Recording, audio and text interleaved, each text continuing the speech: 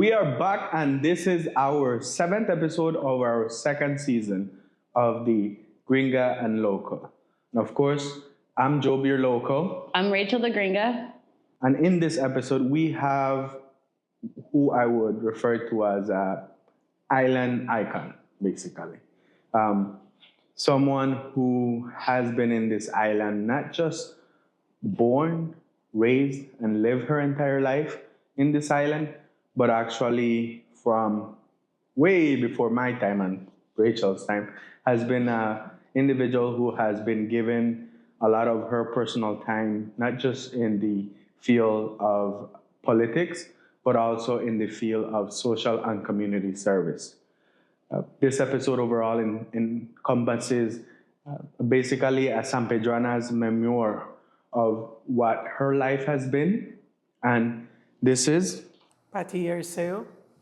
Miss Patty Arceo, privilege having you here with us. And one of the main things that I want to start off with is you are a individual who is very well known, and not just very well known, but very well liked. Can you give us a little background on who Patty Arceo is? Who Patty Arceo is? Yes. Okay. Well, I am the proud daughter of Francisco Arceo and Vilma Arceo. I come from a family of 12, 8 sisters and 4 brothers. And we are all from here, from San Pedro. And being involved in the community comes as a tradition from our family, from our grandparents, then our parents who instilled it more on us. My mom, she was very much involved in the community area where it came with her religious aspect, especially when it came to the Catholic Church and its development to where it is right now. There's a lot of background with her in her works that she used to do. Then there is the San Pedro Primary School, San Pedro High School, where she was also involved. And as a child, she would always take us along and either selling rice and beans or selling Johnny cakes or selling soft drinks, popcorns, anything to do fundraising for the goodness of our community. As for my dad, he was a traditional fisherman. On the west side of San Pedro, that's where he would usually have all of his shops. And he used to use a lot his big nets. And it was always so nice to go along with him. He would always leave home at around 4:30 when the break of the sunrise would be coming in. The most beautiful place to be here in San Pedro on the west side, which is now Secret Beach. And we used to go a lot with my dad. My dad became one of the biggest fishermen in the country of Belize, sometimes bringing more than 200,000 tons of fish in an year. When it comes to, I'm guiding you of where Patty Arceo is coming from. Absolutely. Keep going. Okay. I love it. So my eldest brother, Gustavo Arceo, he was elected as the chairperson of San Pedro. He served for 15 years. And we always remember my brother Tabo because he and along of his counselors, they were very committed to San Pedro. They weren't looking at politics as it is right now. They were looking at the common good of the island. For example, there would be developments where they would be trying to stop people from crossing the bridge or passing by the beachside.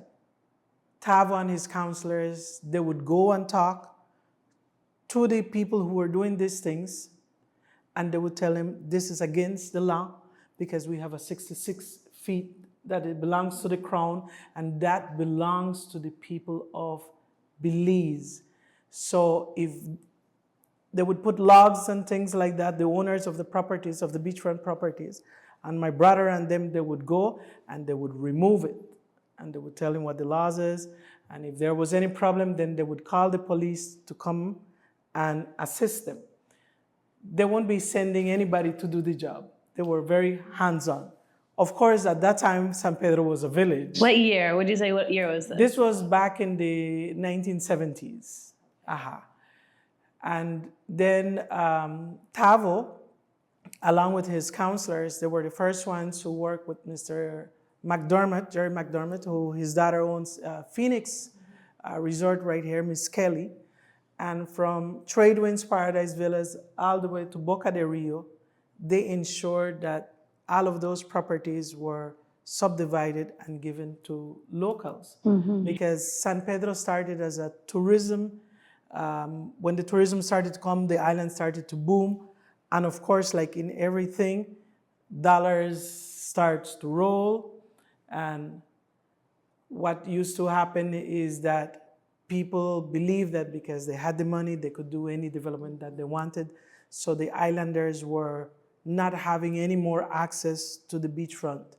So they made sure that they subdivided that and they gave access to locals so that they can build their little hotels on the forefront of, from Trade Winds Paradise Villas all the way to Boca de Rio. Now I come to my eldest sister, Neria. Neria was the first nurse here in San Pedro. I think she went to study when she was 15 in Belize City. And after coming back, at that time, Mr. Price had established the first polyclinic here in San Pedro. It was very beautiful. And it was right where the current primary school library is. That's where the clinic was. And being the only nurse for San Pedro at that time, I think our population was about 5,000 people. She used to do everything, from assisting ladies with their babies' births to minor surgeries to practically everything. And she dedicated her I think about 10 years and then moved to Belize City and then she moved to the US. So she did her term in her community service.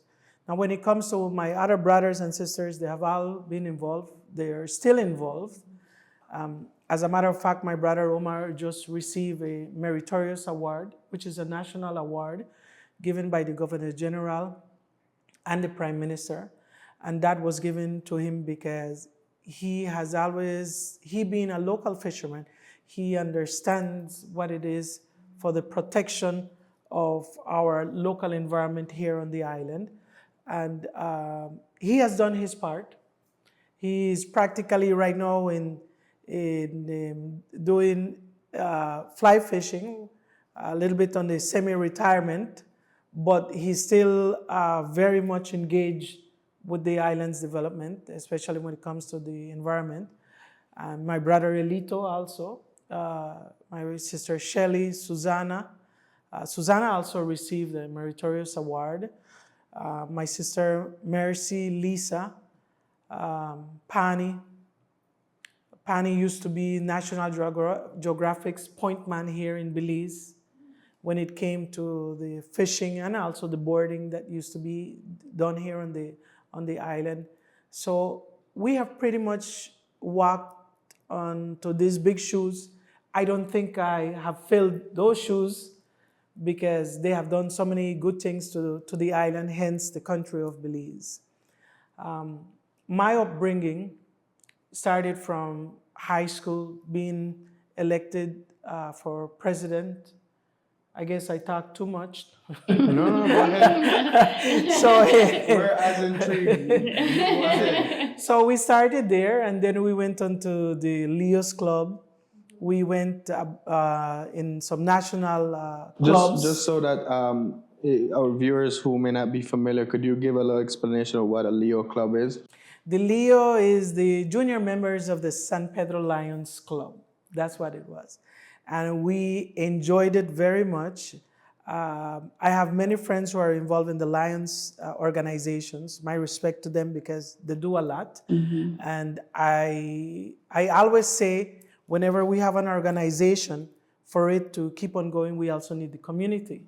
So it's a hand-in-hand thing, and the Lions just have been one of our oldest organizations that are still active, and they have been doing a lot of good things here on the island.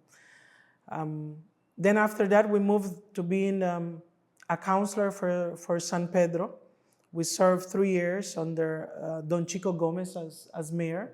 And that's where we started with working along with Caye Caulker, in the sense that we had been going to Caye Caulker since we were kids. And my dad would always take us there because his friends were the other fishermen of Caye Caulker, because they used to have lobster traps between San Pedro and Caye Caulker and the islands of Cayo Cangrejo and some flats. So they knew each other very well. And so we started to bring the kids from Caye Caulker to work right here, not to work, to come along and enjoy the sports activities here in San Pedro. And we used to have Mr. Omar Guerrero, who used to help us to build the five-a-sides, Mr. Nico Varela also. And Caye Caulker used to come a lot. And those games at that time in San Pedro, they were very competitive. The volleyball, the basketball, and also the five-a-side. They were very good. I have tons of pictures of, I think many young people right now would appreciate it very much because they could see what their parents used to do. So as a counselor, I got to travel a lot around the country. I got to meet more our then premier, Mr. George Kedel Price, Honorable Saeed Musa, and we worked along with them. They would always, Mr. Price would always identify, oh, that's an Arceo.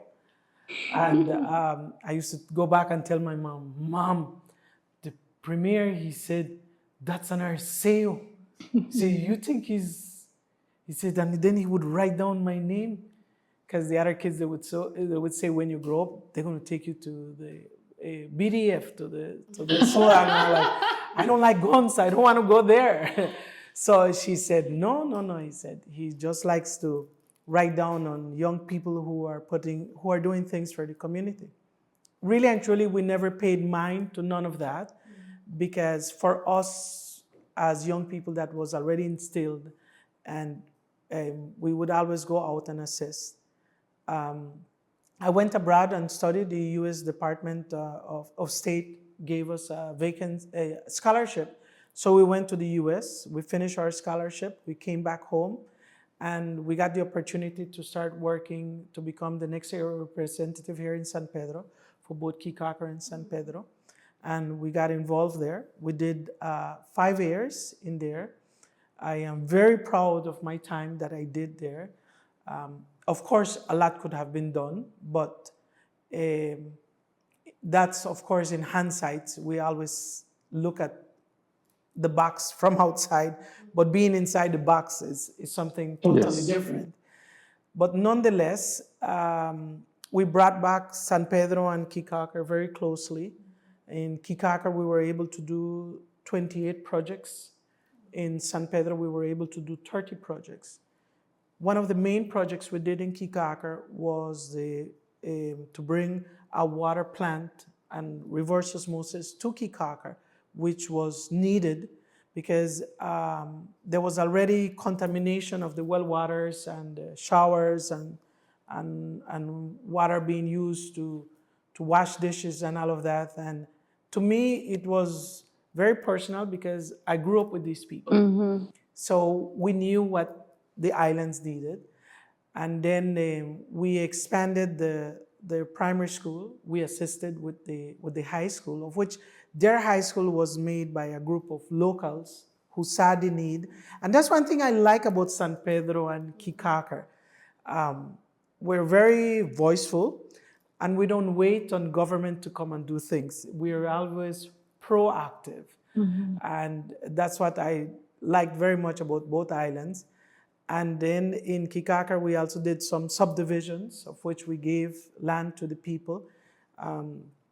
After a hurricane, I don't know if it was Mitch or Keith, we worked with the Anglican Church, and we were able to construct 30 cement homes, and we gave it to the locals, along with Bahia Puesta del Sol, which was 250 lots there. And on the north side, there was another 200 lots that we gave to people. And one of the things that we used to do was to give a direct purchase so that they don't need to come back and get recommendation from me again as a minister. Because as an area rep, we already knew who needed land out there, young families. So if I'm already helping you to get your land, why do you need to come back and see me again to get another recommendation? Right. So we made sure we did that. We did away with that, and we used to get direct purchase approval for the people for about $2,000, sometimes $3,000, Belize, for a property that was worth at that time like about 40,000. Wow. We still go to Bahia, Bahia Puesta del Sol. There's still a lot to be done, and I see the current area rep and the locals, they're working on it, because it's not easy filling the areas, because we live in Caye Caulker, whereas practically everything is mangrove. Yeah. But one of the good things is that the locals also, they keep on planting trees there. So which is very good. The thing also, one of the biggest things that we did in Caye Caulker to assist with the tourism was the reclamation of the beach. Because if you pass by Rainbow Hotel, the front door of their office, of the hotel office, that's where the watermark was. That's practically where the sea was.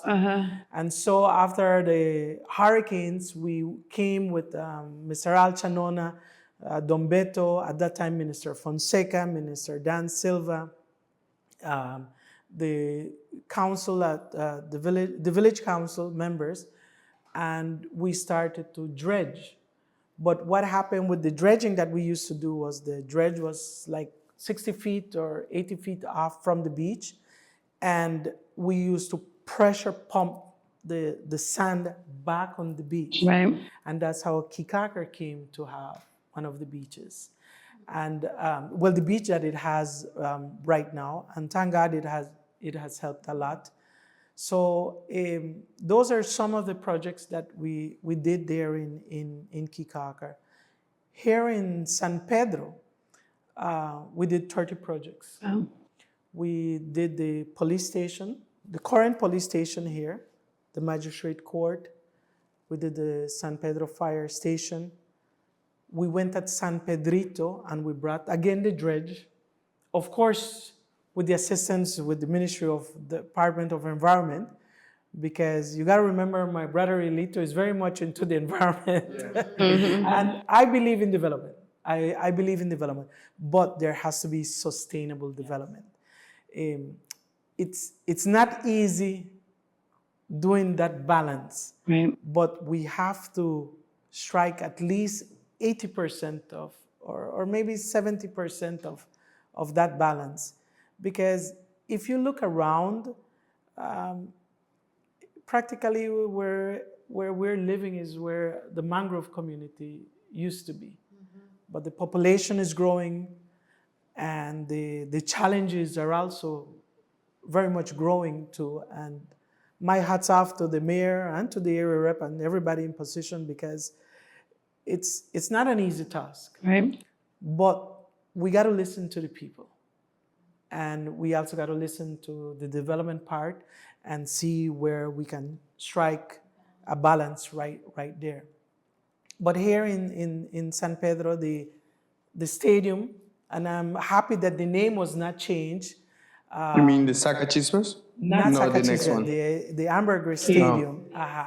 When Mr. Glenn Godfrey, he was the area representative, along with Omar Guerrero, Nico Varela, myself, Don Valdemar Graniel, Mr. Pete Salazar, and I hope I'm not forgetting any other names right there.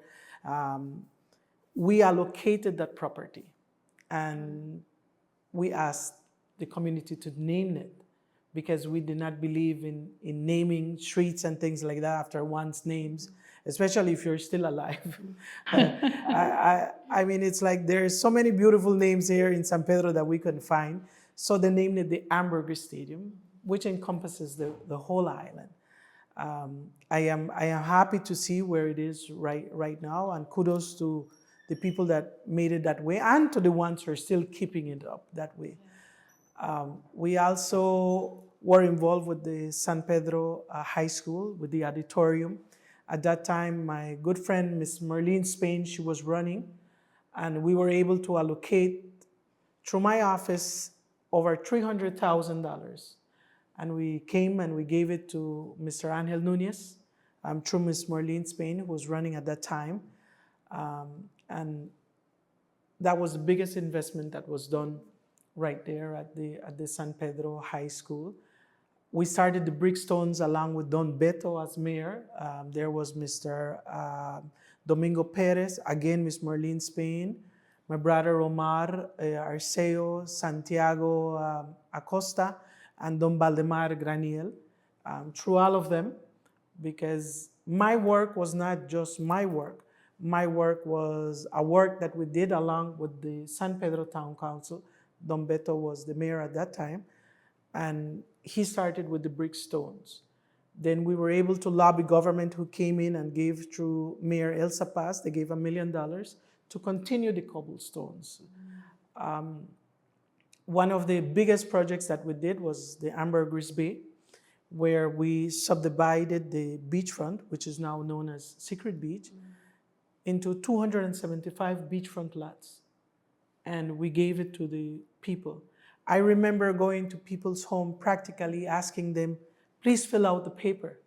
This is beachfront.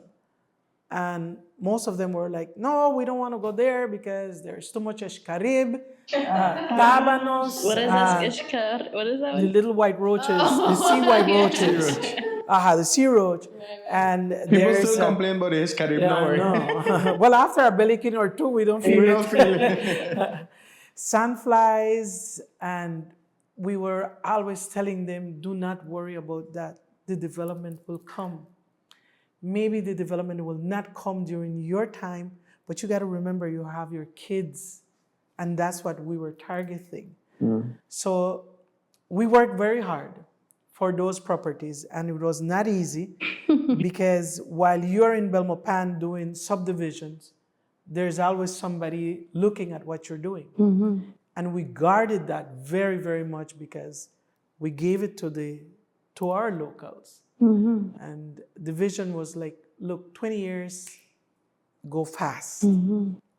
Last 20 years, I didn't have no white hair, and then all of a sudden, they're springing all over the place. How it came, I don't know, but time passes. Yes. So that was the idea for Ambergris Bay, and which is now known as Secret Bay. Secret Beach. And today you could see it's one of the fastest development area. I think there's only like 12 locals owning the beach front right there. Then there was a part for the beach side, which is Colonia San Diego Phase 1 and Phase 2. And I think that right there we did close to 900 lots. And the lots were like 100 by 100. And again, we gave it to the people with direct purchase approval. There was a change of government, and we still pursue it because even though I had lost, our government was still in government, which was the Mr. Saeed Musa's People's United Party government. And we worked along, but I think we, as a community, we need to read our papers, especially when it comes to our government papers.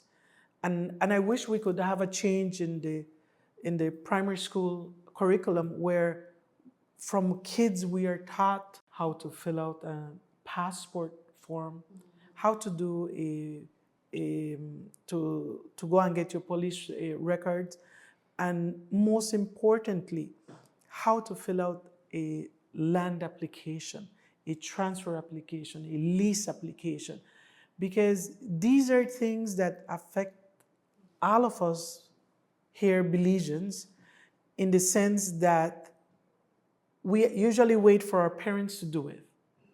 And sometimes our parents get caught and they don't do it. And then you go like, well, they will come and see me when election time comes. No, don't wait for that. And this is something that I've always said to friends. even before I got into politics, because these were things that my mom used to push on us. At the age of 17, I already had 3 lots. Wow. Because from the area of San Pablo and DFC. But these are things that we have to teach our kids. And it's not a political thing. It's not an area representative thing or a mayor thing. It's a personal thing, because this is our home. And we don't need to be waiting on elections and politicians. This is our civic duty as Belizeans, to go out and find out what's happening, learn how to the process, learn how to fill out your applications and all of that. And if you people are listening to me out there, it's very important for your kids, very, very important. Especially we who are here on the island, and every year the land use is becoming very limited, is very limited, you know. It's going quickly, yeah. It's going quickly. So Colonia San Diego, phase 1, phase 2, I see right now that our current leaders are opening streets right there. So I am very happy about that, because it was something that should have been done years back. Right. In the sense that we cannot be seen, because you from this party, you started this, so I'm not going to continue. And practically that's what happened. It was left on I don't know what universe, but thank God right now I see our current leaders, they're opening up the roads so that people could start to get access to their properties. One of the other things that we did also was a DFC project, the 100 homes. And when we started to bring this project, it got criticized so much. And I think that was one of my downfalls here in politics, because we used to spend a lot of time in Belmopan because it was just my driver and I. Per se, I didn't have a ministry, even though I was the Minister of State under the current Prime Minister's office. It was still my driver and I who used to knock in people's doors and inviting them to come here in San Pedro to be assisting us. So at that time, through Minister Fonseca, we were able to get 100 homes, and that's what DFC is. And when those homes came here, it was plywood, then they would put the chicken wire and then put stucco on it. And a lot of people were like, that is not going to work, and this and that. And those homes had streets, had lights, and had water and electricity for basic and something very practical for any infrastructure to go on there. So the homes, we use the smaller light lampposts right there for the foundation. And right now, looking back 24 years later, none of those homes are leaning. Of course, there are some that are dilapidated, but just like with anything, you got to maintain it. Yeah. And we have a friend who still lives in one too, and we visit her. Yes, 2-bedroom and 3-bedroom at that time. The 2-bedroom was $68,000, a house and a lot here in San Pedro. Wow. And the 3-bedroom was $78,000, and the loans were being available through DFC. So we work all of this for our locals. But I am so happy to see where DFC is right now, because it's the only standing housing project that has been done on the island from both parties. Right. And I am happy to see that our locals were right there. So my thing is that everybody can get to where we got to focus, we got to dream and see ourselves where we want to be. Mm-hmm. And the sooner we do it, the better. And trust me, I also used to go out there and have the best of fun here in San Pedro. But there was a time also as a young 19, 21-year-old where, with the guidance of my parents, it's like, look, you're not going to be 19 forever. You got to think in the next 5, 10 years. So I encourage parents to talk to their kids, and even kids talk to your parents. Think about your future, and Belize has so many opportunities. The island has so many opportunities. And so what would you suggest if a Belizean wants to learn about the process for land transfer or for lease? Where do they go? What resources are available for them to learn about that? Okay. Well, we fall under the Belize district. So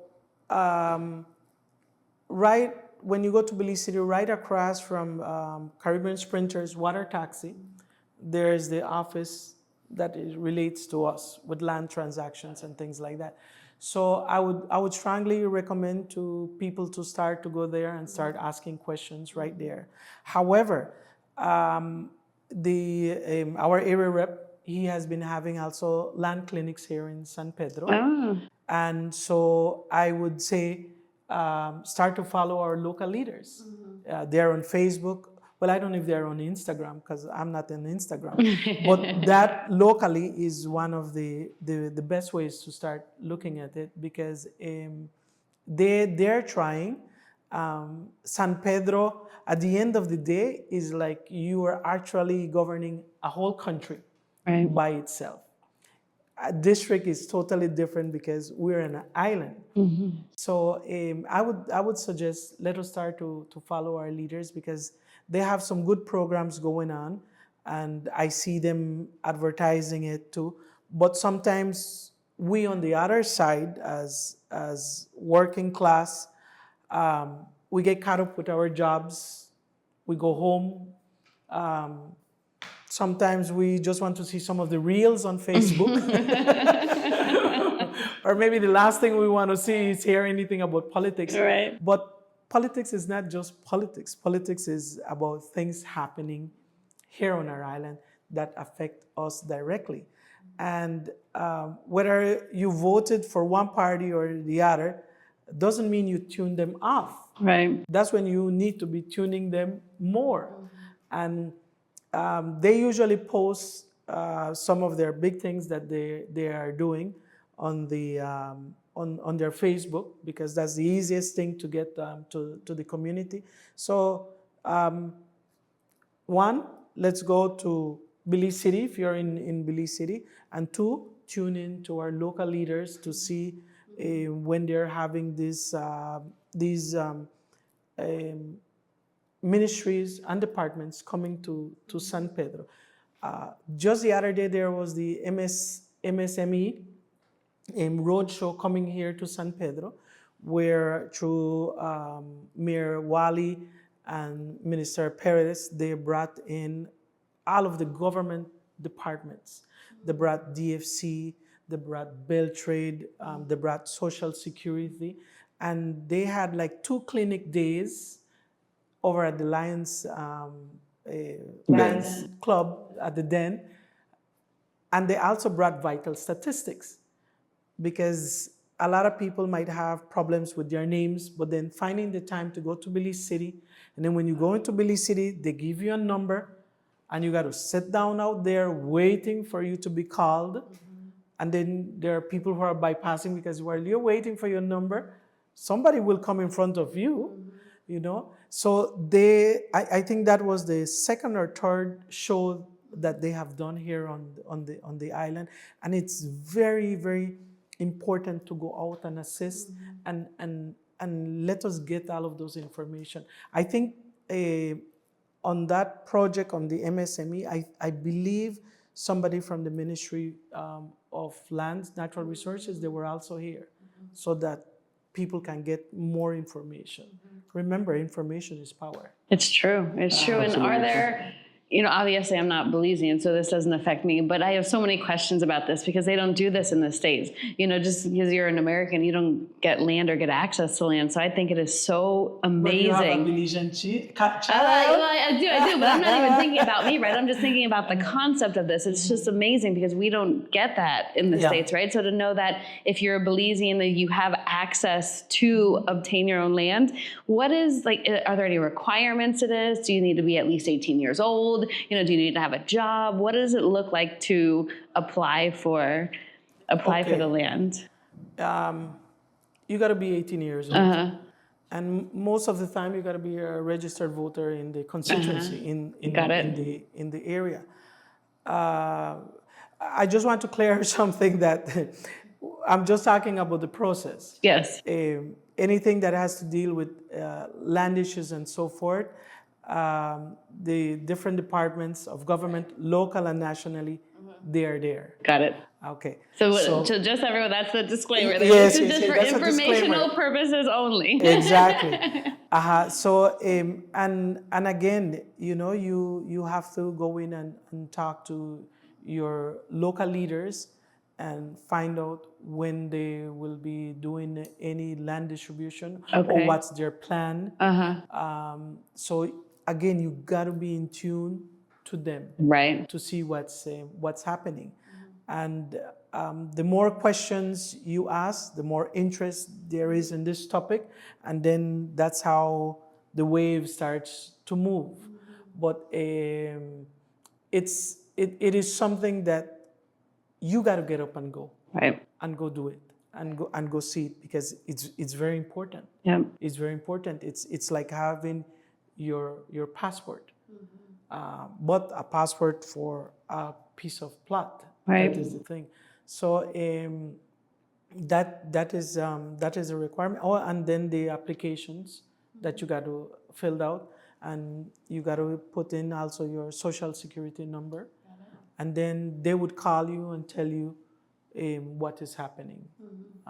Of course, you got to pay a fee, which is a survey fee, and then after that, once your application has been processed and approved, then they would send you a letter where it says direct purchase approval.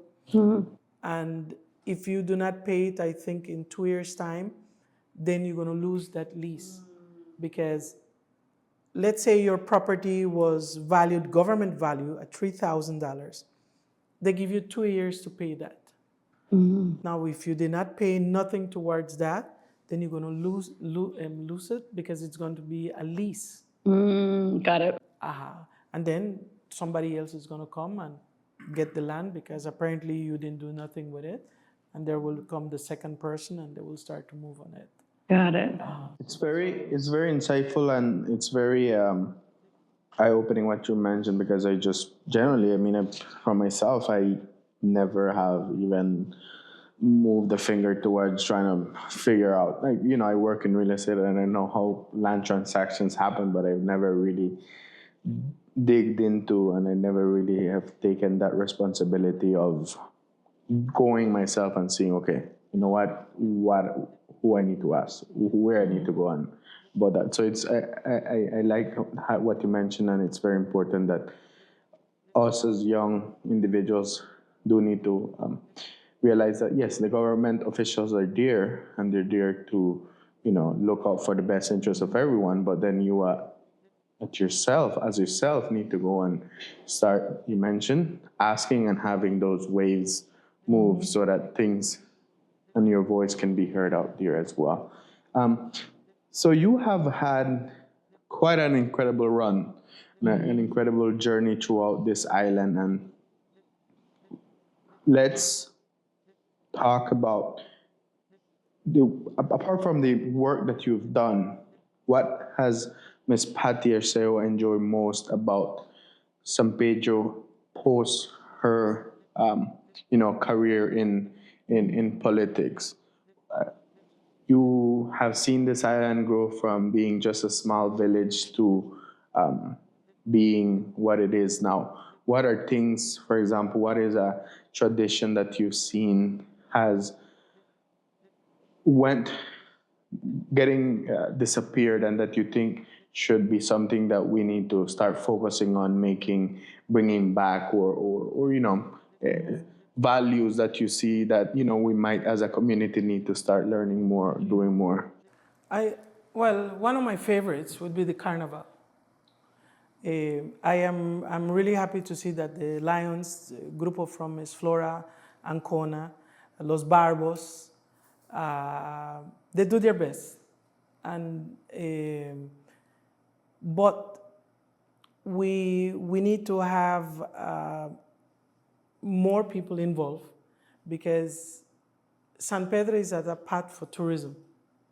So we need to do things to bring the tourists, make it an annual event, in the sense that they're looking forward that San Pedro has the best carnival, in the sense with the street dancing and with the street painting. I love the painting. I love the painting. And I remember going out with my baby Fatima. She loved the painting. She would paint everybody, and everybody would come and paint her. And her wheelchair, next day, you don't even know which color it is. And we would use her wheelchair, the whole air full of colors. She was the carnival queen, princess. So we see a tourist coming in, and they're enjoying our carnival. They come and they just enjoy it. But we as a community, we have to come, in the sense that we cannot just be spectators. We have to join in the different comparsas. The 21st, I love the 21st. I love to see the different groups dancing there. As a matter of fact, my two daughters were dancing right now for Mystic Band. The other thing besides the carnival that I wish we could do something much bigger is from the religious aspect, in the sense of the novenas, especially during Christmas time. Could you give us, for the viewers who are, not Belizean based, what is a novena? Novena is a traditional prayer that is like the Holy Rosary. That's what the novena is, and our Catholic Church, through Father Scott and Father Eduardo right now, and they have a very energetic group, and they have been trying to keep up a lot of our religious, cultural things here on the island. But again, it goes back that there is only so much a group can do. It needs us as a community to be participating. Whether you're Catholic or not Catholic, at the end of the day, we're still praising one God. So they have a lot of traditions right there going on. For example, on December coming in, for the 12 days of prayers that is done for the Dia de la Guadalupana. And then there is the Dia de San Pedro, which that one, my mom was involved very much in it, because she, along with so many other people, including, and I was talking to a good friend of mine from Miss Haiti, telling her about her grandmother, Doña Vali. These were friends of my parents, of my mom, and they helped her so much to do a lot of the traditions here in San Pedro, especially Dia de San Pedro, where they used to have all the fishermen with their boats going out for the holy procession around San Pedro for the blessing. That is one tradition that I would also like to see get the community to participate on that. I know the committee from the church is doing a lot, but I know that it takes us as a community to participate. So then there was the fajinas, where that is a Spanish name where the community would come out and do local cleanups. I know that the town council just spearheaded one right now where they were cleaning, I think, from Xanadu all the way to Central Park. But I think we need to do more of those here on the island. However, it's not just the local politicians doing it, but it's us as a community to participate and to do that. So that is one tradition that I wish would come back again. It almost sounds, especially with our previous guest we had, Mr. Dorian, that seems like the island we should get a good amount of group of maybe millennials, 20-year-olds, and then maybe 30, 40-year-olds, and a little bit more of the old school together and create a committee for just events. Preservation of events too. And for the preservation of events, exactly. That sounds like an idea that it should be you got a job. You got the job. maybe I'll because it is very important to. One of the main reasons why many tourists and just why many foreigners come to Belize, not just American and Canadian, but Guatemalan, Honduran, Salvadorian, the peace and the quiet and the warm people that we have. So if we combine that with having the actual, events and cultural aspect of it, it definitely would bolster, like you mentioned, the tourism sector of it. That is certainly right.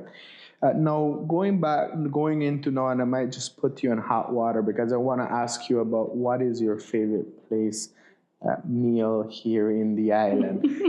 Miss Patty Arceo is asked what is her favorite place that she likes to go to, and what is that favorite dish that she always loves to get. What's that? What does that look like for Miss Patty? You mean a restaurant? Yes, or even if it's like a homemade meal and you said your mom prepares it, and tell us about what that is. You're going to put me in hot water. It's like, Miss Patty, why didn't you say my restaurant? Exactly. It's her own kitchen. Yes, we have our own kitchen. But my sister's place. Mercy, Shelley, and Susanna. They were the first traditional cooks here on the island. They started to work at the age of 14 and 15 right here at the Paradise Hotel with Mr. Jerry McDermott. And they started to serve the tourists. Also, they work at Holiday Hotel. And when they cook, there's that smell, that aroma, that taste that takes you back where these tourists, they used to come to the island to get the fresh products and being cooked by our local people, the traditional way. And so it would be those three places. I could name you, I think here in San Pedro. Does your sister still have a place right now? No, it's their home. But nonetheless, maybe we bring them for an episode of cooking. I think class, so. a cooking class. Well, I think you will need to take your cameras over to them. Yeah. No hot pot here, no grill. But in San Pedro, I travel quite a lot. The food here in San Pedro is exceptional. And our cooks here on the island, we have been to Miami, we have been to Mexico, one of their most famous place, Cancun.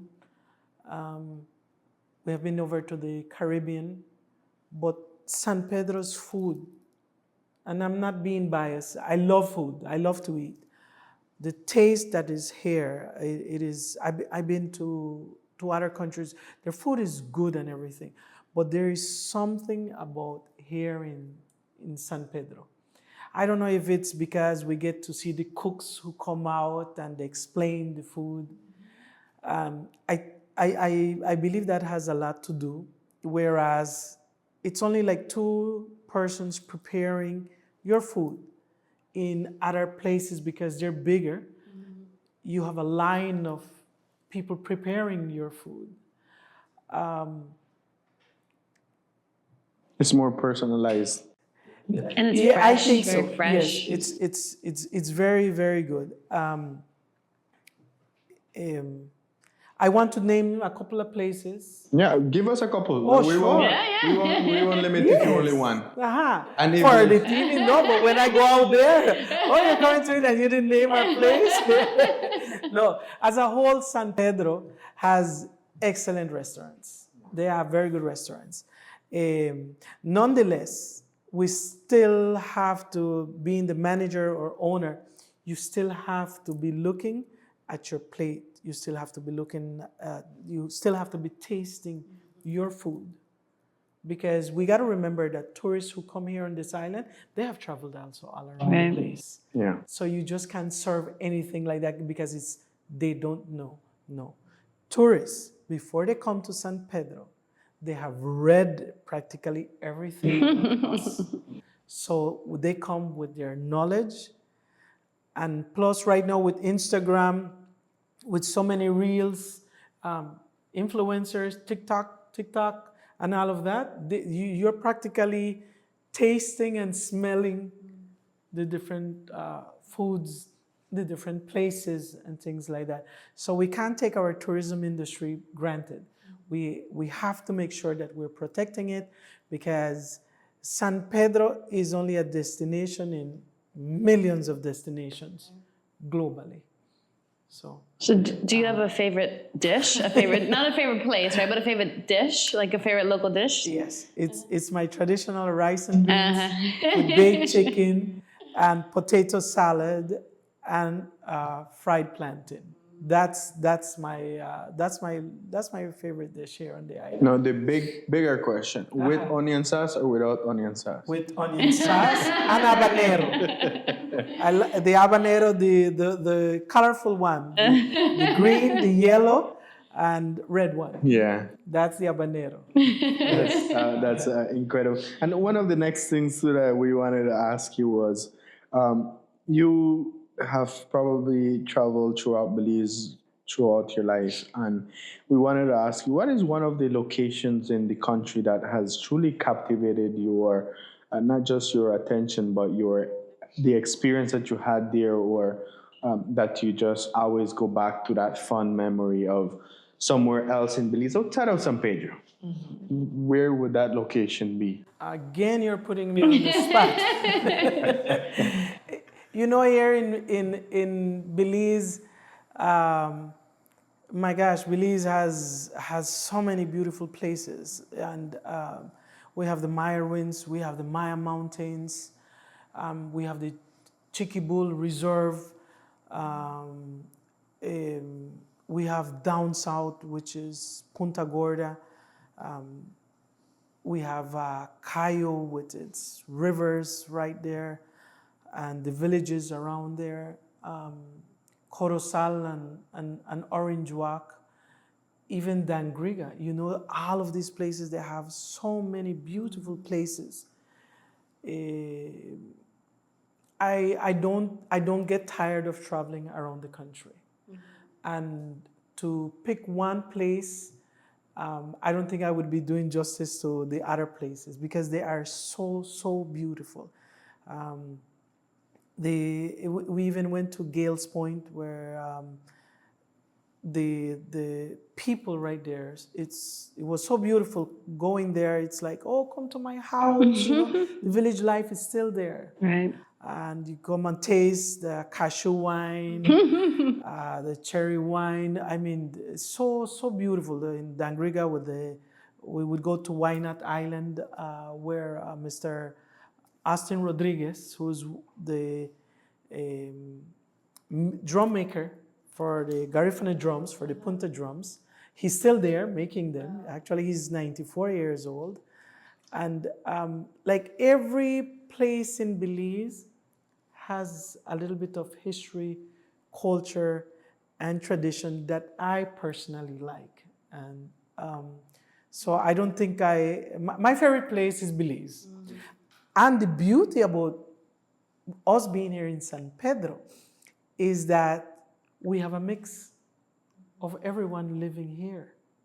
Mm-hmm. And so we have now our kids who are, their parent is San Pedrano or San Pedrana, and the next parent is coming from mainland or coming from abroad. So to me, San Pedro is a little United Nations. Mm-hmm. Offering so much opportunity and beauty. And I come back to what we were saying about having community pride. We need to teach our kids, the ones who are growing up here, that maybe mom or dad is from another part of the country, maybe mom or dad is from here. Take pride in instilling on your child that they have two places where their parents come. And as such, have them committed and let them be a participant in the community and not say, oh, well, I'm not from here, so I'm not going to be participating. You can't do that because all you're doing is you're hampering your child's progress and your progress. You got to embrace your culture, your tradition that you're bringing to San Pedro. You got to embrace your San Pedrano commitment of the community and take it also from where you come.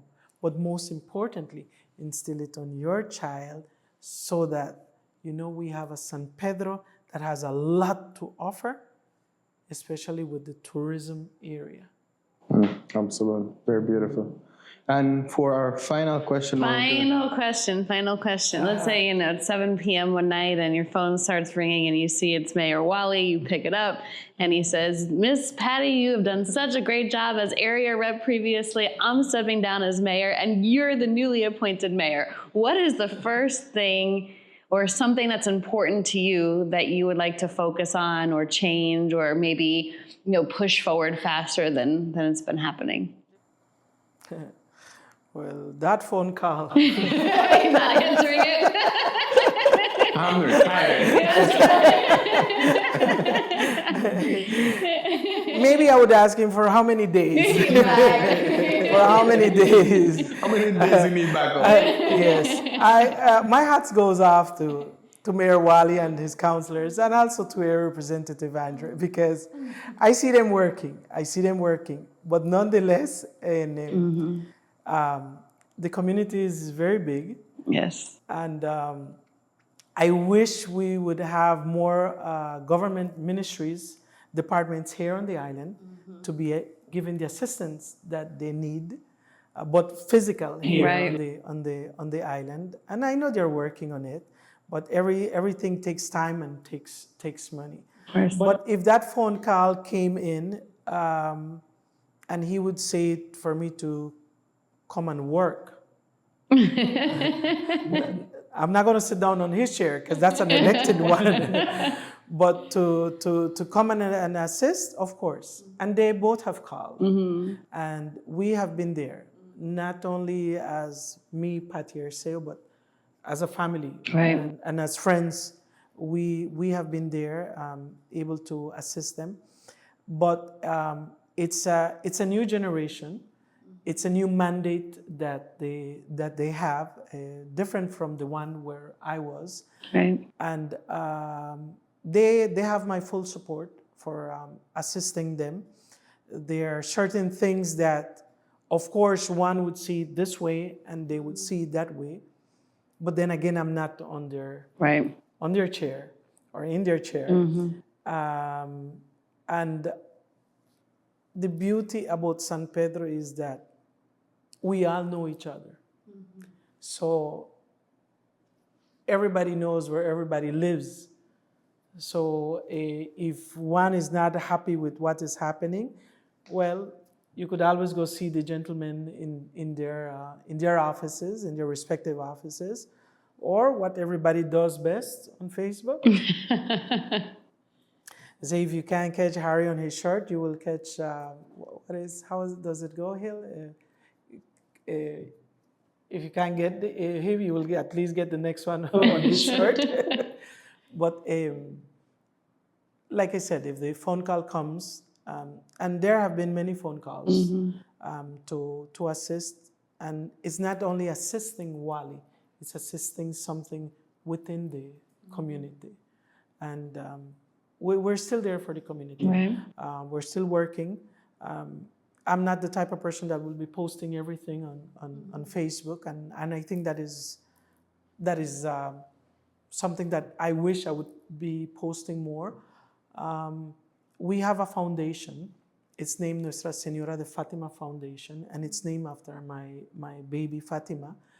And we try to assist kids who are diagnosed with cancer.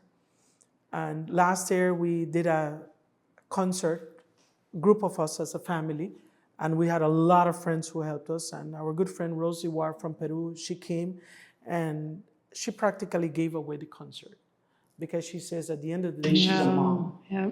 So we were able, from last year to this year, we were able to assist the Gringa Cancer Center with a Christmas party. We were able to assist a couple of kids who have need to come and get their medication, but they can't leave their village because they don't have the bus passage money. So we've been able to assist that. And I think we have assisted about 20 kids so far. Wow. Actually, we have to do another fundraising to be able to assist more.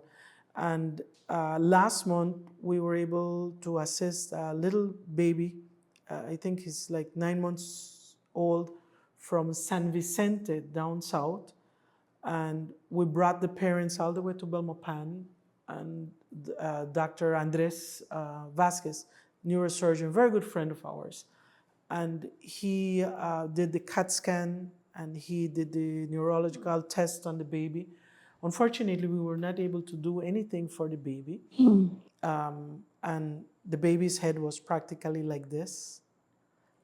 The mom, as it really hit home because you try to do everything possible for your child.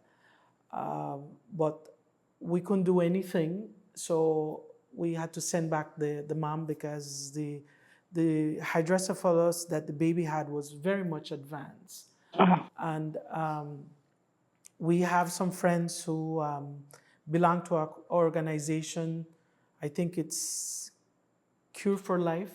They're from the US. And every time they come, they bring big luggage, like full of baby things. So we gave some things, especially for new moms to be with little things that they would be needing for their baby.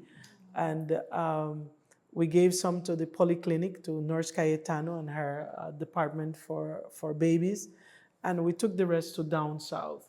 We have pictures of moms, parents saying thank you, because things that we take for granted here on the island, because we know each other, and I would help you or you would help me one way or the other. But there are communities in our country that really need assistance. Right. So we send the little care packages to them, and they send us their letters saying thank you very, very much. And we send it back to our friends in the US so that they can see where their assistance is. How amazing. So that's what our organization, Nuestra Señora de Fatima, does. It's a family organization, but we still tend to be helping a number of kids that need the assistance. And maybe what we can do is we'll get that information from you and put it in the link in below, description below. Yeah. Sure. It'd be great for people to. Well, I will update it with the pictures from down south so that they can see that the organization is still going on. So that's practically where I am right now. Mm-hmm. I love it. You've taken us through just such an incredible journey. It was fascinating to listen to you, because a lot of times, whenever we'd see each other, we'd be sitting down, fun talk, right? Yes. And not really knowing all the backstory. And I didn't grow up here, right? So I don't know what's happened. Exactly. So this was really beautiful. But your heart is here. Of course. Which is the main thing. Getting involved with the community has nothing to do with politics. Mm-hmm. It's taking the civic pride, and it's very important. San Pedro is beautiful. This is our community. There's a lot to be done, but I know that by all of us coming together, it can be done. Right. It can be done. Absolutely. Well, Miss Patty, thank you very much for being here with us, and we are absolutely delighted to be able to just. I'm pretty sure it's just a small piece of the big history and the knowledge that you have out there, but that's one of the main reasons why we have expanded the podcast to include people of the community, to get their voices out there, to get their voices recorded, and so that we can realize that we're just all one big community, that we come together and do things together. Exactly, exactly. All right, guys. Again, thank you for watching. Remember to like, subscribe, and share this video with anyone who you may know that is familiar with the island or would like to know more about the island. My name was Job the Local. I'm Rachel the Gringa. And we had Patty Arceo. Thank you for watching, guys. Thank you. Bye, everyone.